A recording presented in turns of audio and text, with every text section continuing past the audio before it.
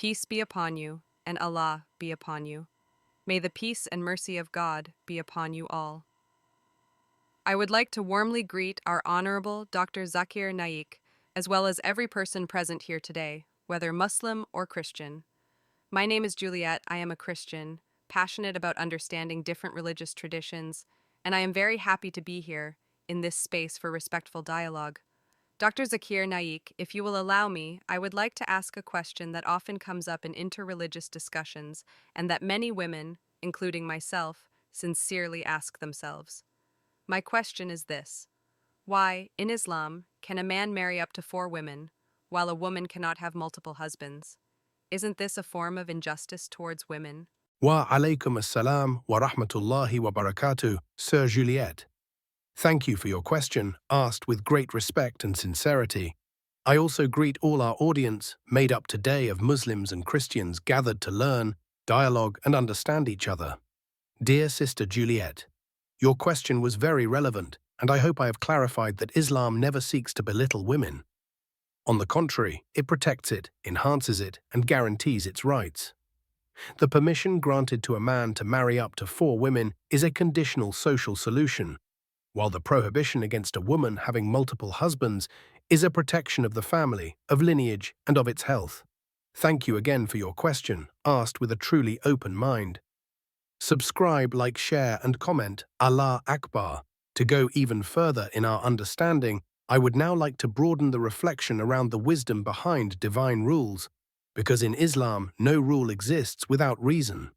Some people believe that when a man can marry several women, it means he has more freedom. However, if we look closely, we find instead a very heavy set of responsibilities that weigh on the man. In the Qur'an, when Allah mentions polygamy, He does not emphasize pleasure or advantage, but justice and responsibility. And when Allah mentions women, He insists again and again on their protection, dignity, and respect. Many people forget that in a polygamous household, the woman does not lose anything financially.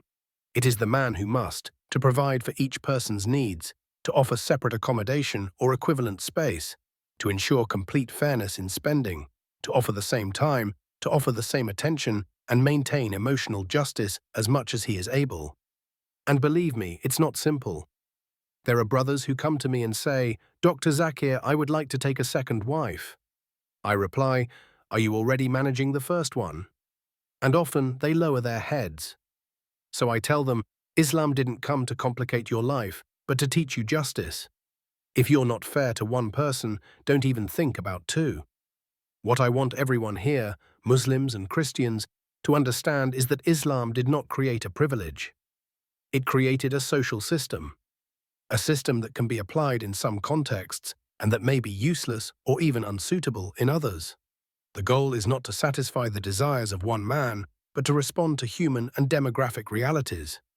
After wars, for example, when thousands of men died and women were left alone, Islam provided a solution that allowed to prevent women from being abandoned, that they become vulnerable, whether they are victims of poverty or exploitation, and that children grow up without family stability.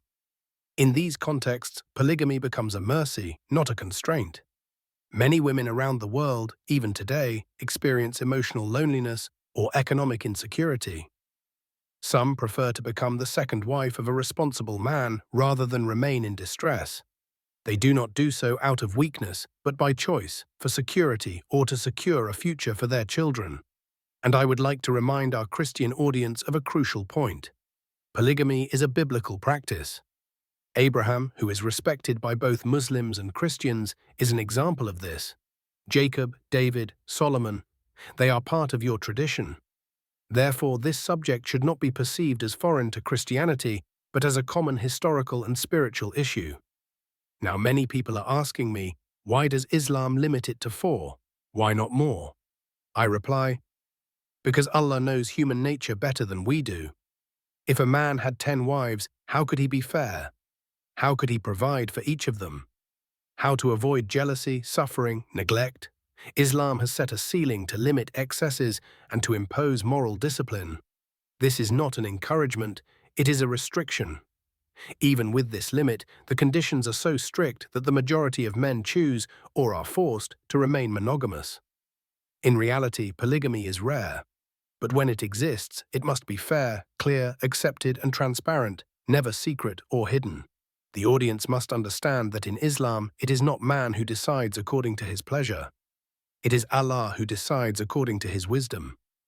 And this wisdom always aims at the stability of the family, the protection of women, and the well-being of children. Moreover, if you observe carefully, you will see that when a man has several wives and is fair, the wives can live in harmony. This requires maturity, faith, dialogue, respect, patience, and these are precisely the values that should exist in any marriage, polygamous or not. Many people reduce polygamy to an emotional or intimate issue, but in reality it is a complex social structure designed to respond to particular situations and to protect the most vulnerable. I would also like to clarify that a woman is never forced to accept a situation she does not want. In the marriage contract, she can add a clause stating that she refuses any form of polygamy. Islam respects consent so much that it gives women the right to set their own conditions. It's an enormous freedom that many people are unaware of. And for those who are still wondering, but why can't a woman have more than one husband? I would like to add one point. Beyond parentage, there is the question of the psychological stability of the children. In Islam, every child must know exactly who is his father, who is his mother, who bears the educational and financial responsibility. Polyandry would disrupt this system and create profound confusion in the family structure. When Allah's rules are applied as He has ordained, we observe a balance, a difficult balance, but a fair one.